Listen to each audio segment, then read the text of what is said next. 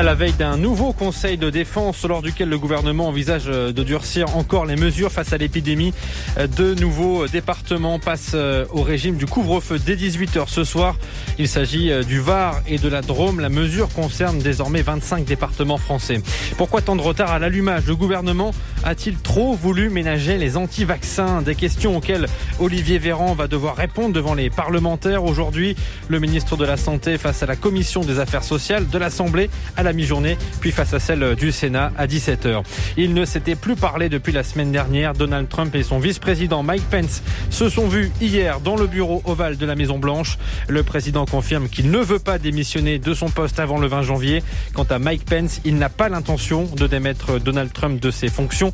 En le déclarant inapte, les démocrates lancent de leur côté une nouvelle procédure de mise en accusation du président.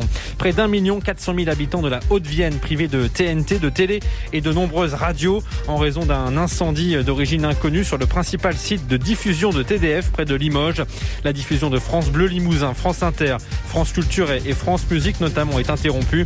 L'émetteur de France Info, lui, n'est pas touché. Et puis toujours pas de l'équipe dans les kiosques ce matin. 4e jour de grève consécutif. Des salariés en lutte contre un plan social qui prévoit la suppression de près de 10% des emplois.